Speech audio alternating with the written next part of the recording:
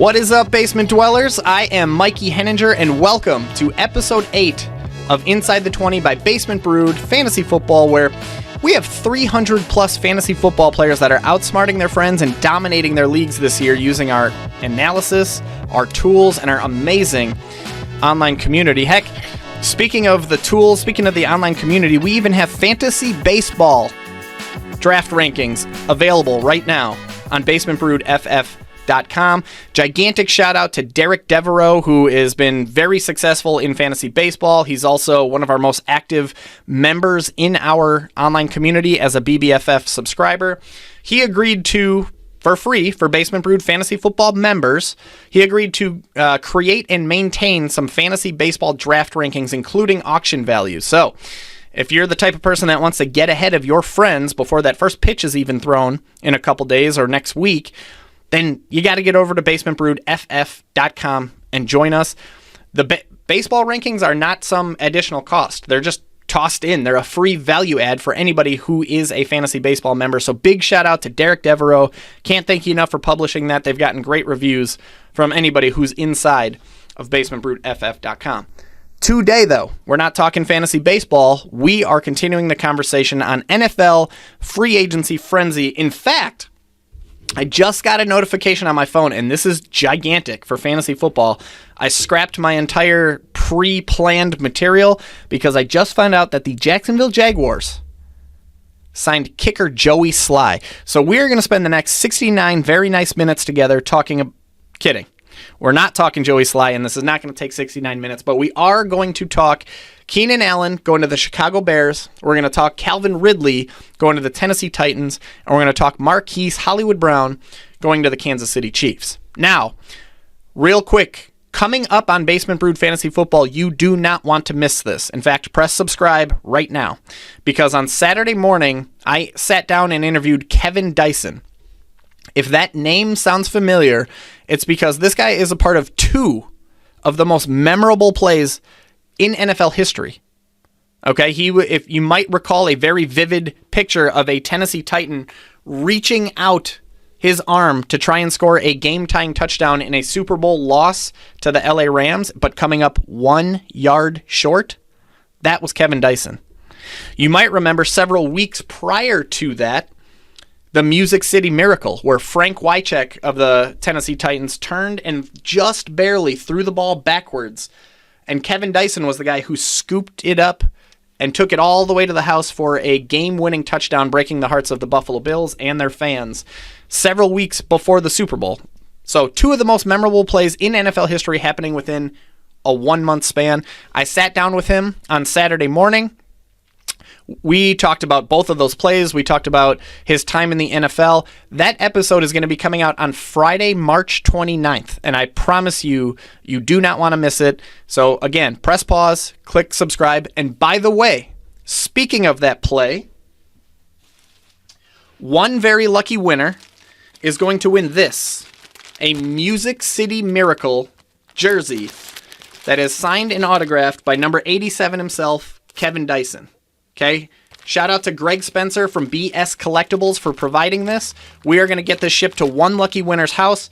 Stay tuned for details as to what that looks like. I'll have details for you soon. Just keep your eyes and ears peeled on the YouTube channel, on podcast, on my newsletter if you're part of my newsletter. Keep an eye on my TikTok. Anywhere you follow me, just keep your eyes and ears open because one lucky winner is getting that autographed Music City Miracle jersey. All right. Let's get into the good stuff. We're going to start with Keenan Allen going to the Chicago Bears. So, big trade over the weekend. The Chicago Bears sent a 4th-round pick in the upcoming draft over to the LA Chargers in exchange for 32-year-old Keenan Allen, who, by all intents and purposes throughout his career, has been a very useful asset in fantasy football. He's been a top 18 wide receiver or better in 7 of 11 seasons that Keenan Allen has been in the NFL. Now, on the surface, going from the Chargers to the Bears is big-time concerning, and it's a huge red flag for Keenan Allen. He is going from a Justin Herbert offense that, by the way, has finished 5th or better, 5th or higher in passing attempts in each of the last 4 years. They finished 5th, 3rd, 2nd, and 3rd in 4 years under Justin Herbert. Plenty of volume to go around. But he's going to a Chicago Bears defense, Chicago Bears team that is coached by Matt Eberflus. And it hasn't been pretty so far in 2 years under Matt Eberflus, where the team has finished 32nd and 27th in pass attempts and 32nd and 27th in passing yards. Just one wide receiver over the last 2 seasons combined since Matt Eberflus has been the head coach, just one wide receiver has finished inside the top 67, and that was DJ Moore during his breakout season last year with Justin Fields, who, of course, just got shipped away to the Pittsburgh Steelers. Now, the big caveat to all of that, of course, is that both of those years, the offensive coordinator was Luke Getsy, who is no longer with the Chicago Bears. He's now with the Las Vegas Raiders.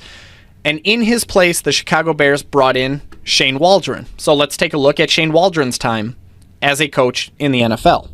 So Shane Waldron spent 3 seasons as the passing game coordinator for the Rams between the years 2018 and 2020.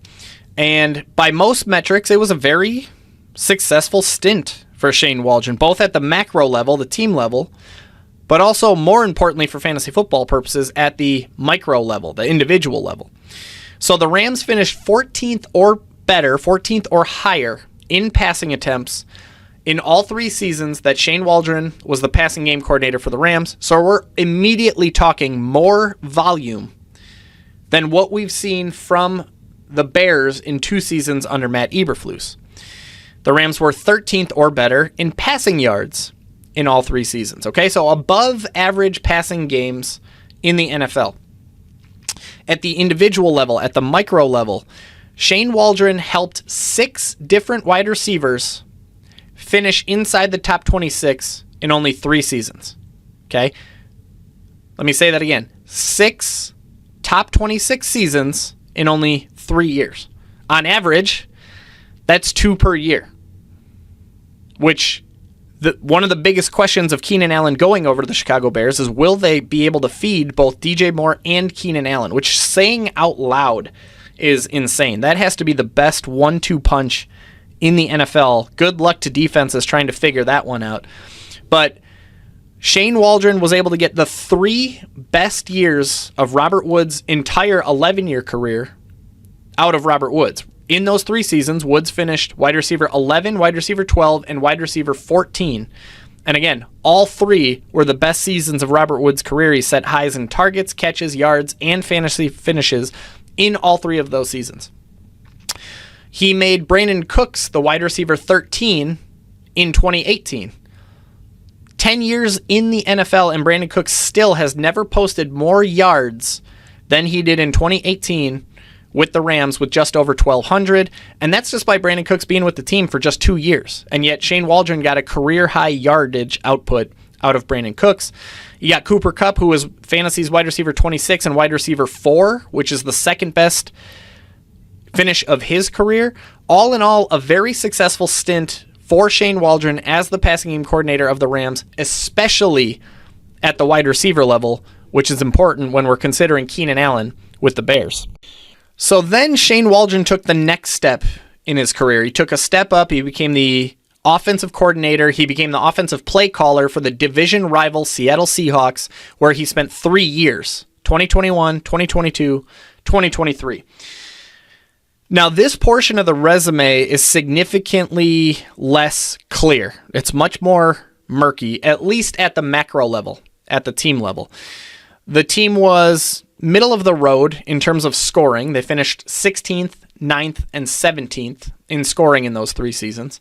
They were very much up and down on a roller coaster in offensive yards, finishing 20th, 13th, and 21st, so kind of all over the place there.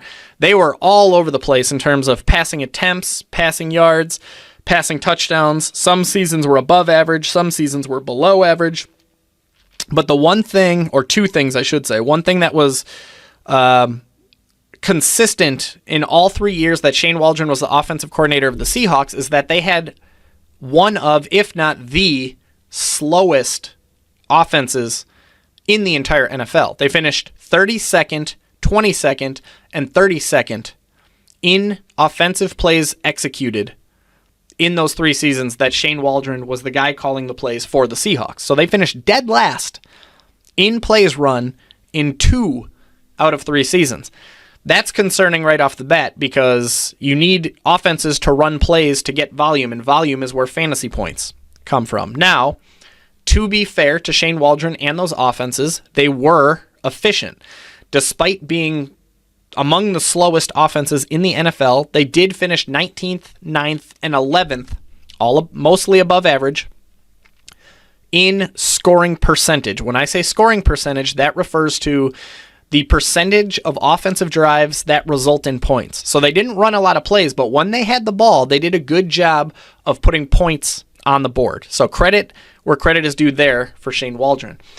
Again, very murky at the team level, but when we drill into the micro level, the individual level, which is really ultimately what we want to look for fantasy football purposes, once again, it's mostly encouraging when studying how wide receivers performed under Shane Waldron as the offensive coordinator for the Seahawks. Again, keep in mind, one of the slowest offenses in the NFL, and yet there were 6 top 32 wide receiver performances in 3 seasons. Sounds very familiar to what he did with the Rams. In those 3 years, DK Metcalf was the wide receiver 14, wide receiver 16, and wide receiver 21.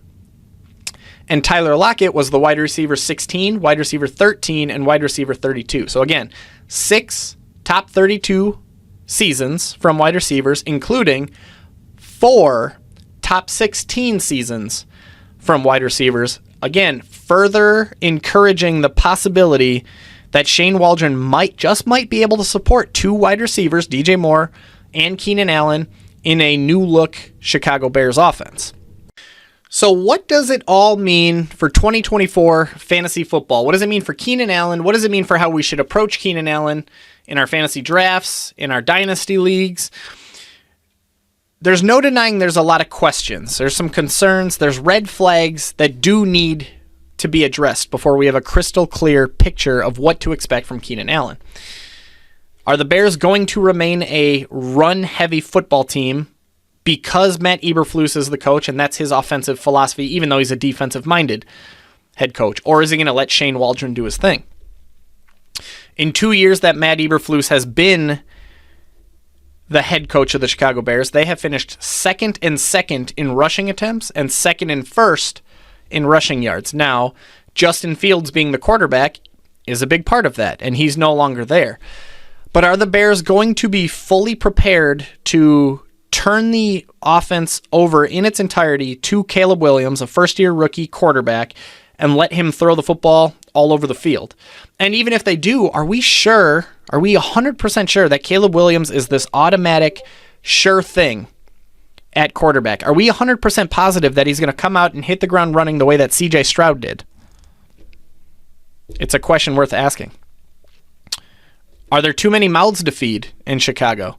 There's DJ Moore, there's Keenan Allen, but there's also Cole Kmet. They just brought in DeAndre Swift. They drafted Rashawn Johnson last season. Sad face emoji for Tyler Scott, who was one of my favorite rookies in the class last year. He's pretty safe to ignore in 2024 fantasy football unless Caleb Williams does hit the ground running the way CJ Stroud did. But are there too many mouths to feed in Chicago? Now, we have proof, we have evidence that Shane Waldron is plenty capable of supporting 2 wide receivers in an offense, even if the offense is slow, even if the offense is run heavy. And that is why I'm approaching Keenan Allen as a top 30 option in 2024 fantasy football with cautious optimism for more. I mean, the guy consistently outperforms expectations. He's perennially undervalued in fantasy football drafts. He's a career-long high achiever. Speaking of high achievers, if you want to be the ultimate high achiever and make the absolute most out of this one life that you're given, then you need to get in touch with Paul Conley from High Achievers. High Achievers is a mastermind group helping men grow, achieve big goals, and develop friendships that are lifelong and meaningful. Yours truly is a member of this group, and it meets every single week on Thursdays, helping each other professionally and personally, and helping each one of us become better fathers, better husbands, better professionals, better entrepreneurs, better men, and quite frankly, better humans. Get in touch with Paul Conley from the High Achievers using the notes that are left for you in the show notes. Moving on to Calvin Ridley, who just signed a fat, massive paycheck. Calvin Ridley is going to be spending his age 29 season in Nashville after signing a 4-year contract with the Titans worth up to $92 million, which includes $50 million guaranteed. The guy got paid after spending 1 year with the division rival Jacksonville Jaguars. He's going to Nashville. He's going to a Titans offense that, quite frankly, is pretty scary from a fantasy football standpoint in 2023. Scary in a bad way. Last year, they finished 30th in passing attempts, 29th in passing yards, and 29th in passing touchdowns. Now, of course, that was all under defensive-minded Mike Vrabel as the head coach, who is now out. And in his place is going to be Brian Callahan, the former offensive coordinator for the Cincinnati Bengals. So theoretically, the Titans moving on from a defensive-minded head coach in Mike Vrabel and moving on from Derrick Henry, who is a voluminous workhorse that they, put the ball in his belly as frequently as they could, and now they're moving on to offensive-minded head coach Brian Callahan. Theoretically, Tennessee should be better on offense, which isn't really saying much. It would be pretty hard for them to be much worse than they were in 2023, at least from a statistical standpoint. But let's dig into the NFL coaching resume of Brian Callahan as an offensive-minded coach in the NFL. We're going to start with 2016 and 2017, where he was the quarterback coach of Matthew Stafford and the Detroit Lions. Great success, as Borat would say. Matthew Stafford was the QB7 in both of those years, both in 2016 and 2017. The QB7 finish, by the way, was actually 2 of the best 4 years of Matthew Stafford's 13-year career in the NFL. So great success. Great success with Matthew Stafford. Great success with the Lions as the quarterback coach. But then 2018, quarterback coach of Derek Carr and the Raiders, and it was the exact opposite. It was the lowest touchdown output of Derek Carr's 10-year career. He threw the lowest amount of touchdowns with just 19 that season, and he finished as fantasy's QB 18, which is the third worst fantasy football finish of Derek Carr's 10-year career. So, as a quarterback's coach in the NFL, not very telling. Very opposite. We have a night and day result of what Brian Callahan has done as a quarterback's coach in the NFL. But what about as the offensive coordinator for the Bengals? And again, it's not very telling. It's about as up and down as we saw with Matthew Stafford and with Derek Carr. Brian Callahan was the offensive coordinator for the Cincinnati Bengals between 2019 and 2023, 5 seasons. And during that time, the offenses finished 22nd or worse in offensive yards in 3 of 5 of those seasons. So more often than not, they were below average in offensive yardage.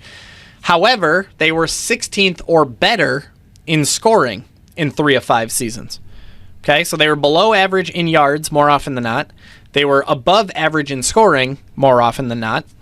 And they were 14th or better in pass attempts in 4 of 5 seasons. So the one thing that did seem to be pretty consistent is that the Bengals were a pass-heavy team, which isn't exactly surprising considering they spent four of those 5 seasons with Joe Burrow, albeit 2 of those seasons, Joe Burrow only played 10 games. But still, when you got Joe Burrow for 4 seasons, you're going to throw the ball quite a bit.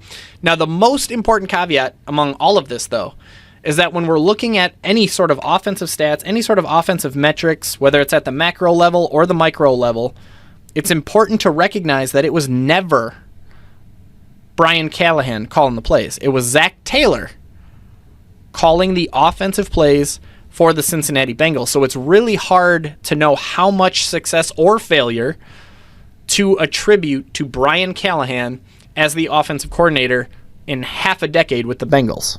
So ultimately, what does it all mean for Calvin Ridley? What does it mean for the Tennessee Titans? What does it mean for how we should approach Calvin Ridley in our fantasy football drafts and in our dynasty leagues? Number one, it's important to recognize that this is going to be a brand new, fresh start for basically everybody. They're bringing in a whole new coaching staff. This will be Will Levis's second year in the NFL and his second coach and second offensive coordinator that he's worked with. Calvin Ridley's going to be new to the system and new to playing for Tennessee. Derrick Henry is gone. He's long been the safety blanket for the Tennessee Titans, where when in doubt, you put the ball in the belly of Derrick Henry and let him do his thing. That's gone. That's no longer there. So we're going to need other Titans players to step up and make plays. It's a gigantic rebrand. It's an identity shift, an identity change for the Tennessee Titans, and there's a lot of question marks there.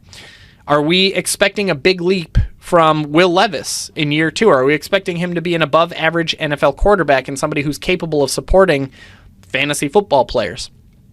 And by the way, I am a Will Levis stan, a fan, a backer, a believer. I'm rooting for Will Levis, and I like Will Levis, and I liked him coming out of the draft last year. But are we suddenly expecting him to be A, fantasy football star himself, and B, somebody who's capable of supporting all the different mouths there are to feed in Nashville?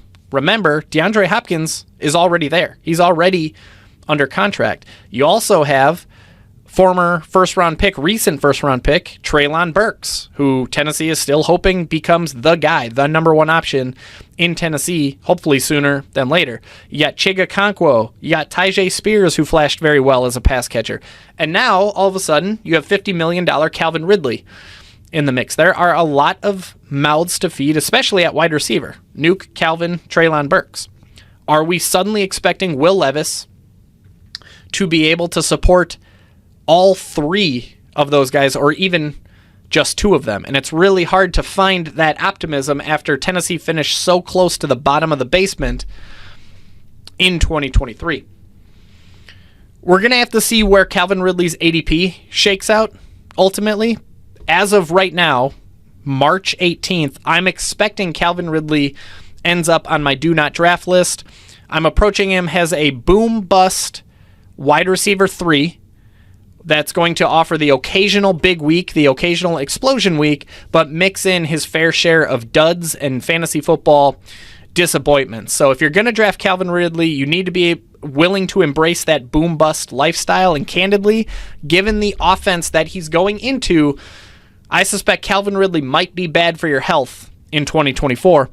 Speaking of taking care of your health, Sustain Health and Performance and their owner, Jordan Poggle, are the go-to resource for Basement Brewed Fantasy Football subscribers that are looking to lose weight and keep it off for good. In fact, one BBFF subscriber lost over 30 pounds in their first 4 months working with Jordan, and I myself worked with Jordan when I needed to lower my cholesterol and lower my blood pressure. And by the way, I also accidentally lost 11 pounds, which was never the focus, but my wife isn't complaining at all. So if you're looking for a simple and a sustainable and an effective way where you can lose weight and, more importantly, keep it off for good, all while performing your best every single day, then you need to contact Jordan. Get in touch with him on Facebook, Instagram, LinkedIn, or just follow the link that we left for you in the show notes to learn more about how he can work with you too. And when you do connect with him, let him know that Mikey sent you, because BBFF subscribers get 10% off their first 4 months of working with Jordan. Moving on to our third and final case study for today's episode, our last wide receiver, a guy who changed uniforms in the last few days. We're talking Marquise Hollywood Brown, who is going to be spending his age 27 season hanging out with Patrick Mahomes and the Kansas City Chiefs after signing a 1-year contract worth up to $11 million. And you better believe this guy is going to be looking for an extension after spending the season with Patrick Mahomes.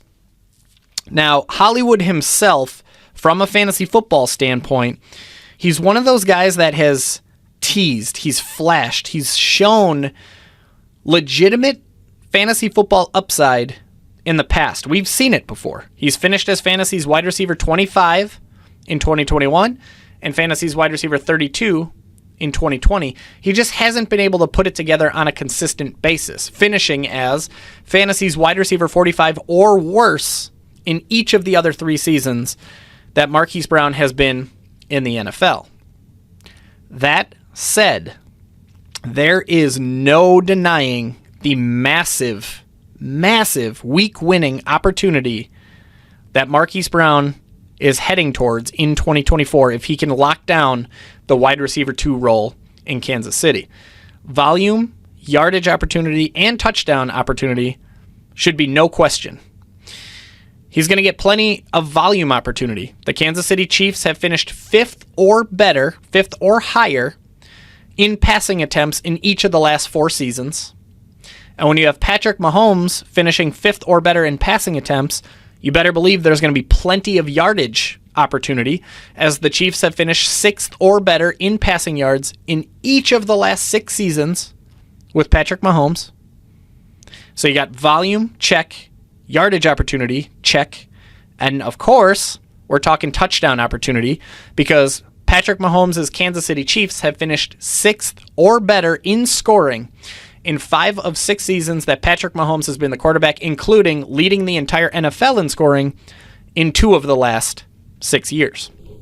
So there's no denying that the opportunity is there. The window is open, and it is a massive opportunity for Marquise Brown to make a big splash in his NFL career and in fantasy football. The Kansas City Chiefs in general, they're desperate for playmakers behind an aging Travis Kelce, who's entering his age 35 season. Still terrific, still the GOAT, but he's getting up there. You got Rashee Rice, who was terrific last year in his rookie season. He averaged 9 targets and 17.9 PPR points per game over the last 9 on his way to a wide receiver 27 finish. He was great, and he's entering year 2. He'll continue to be great. But after those 2 guys, there's nothing. There is a gaping hole of a potential third option in that Kansas City Chiefs passing game. The next closest last year was a disgusting combination of Justin Watson, Marquez Valdes-Scantling, Sky Moore, Kadarius Toney, and a bunch of other names. The highest of those was Justin Watson, who finished as Fantasy's wide receiver 77. And then MVS, Sky Moore, and Kadarius Toney were Fantasy's 105, 106, and 107 ranked wide receivers. So they were just a nasty combination of wide receiver 2, a wide receiver 2 by committee, if you will. So if you have one guy that can come in and seize that role, seize that opportunity, massive upside. Now, Marquise Brown is not out of the woods yet. The Chiefs do have several draft picks coming up. They have number 32, 64, 95. They have a 4th-round pick. They have 2 5th-round picks and a 7th-round pick. It's entirely possible that they invest early in a wide receiver, especially after signing Marquise Brown to only a 1-year deal. He's not a lock to be the wide receiver 2, at least as of recording this on March 18th. But if Marquise Brown steps forward and seizes that wide receiver 2 role, becomes the full-time wide receiver 2 for the Kansas City Chiefs, and enters a Patrick Mahomes offense that's been 5th or better in pass attempts, 6th or better in passing yards, and 8th or better in passing touchdowns, sky is legitimately the limit here for Marquise Brown going to the Chiefs.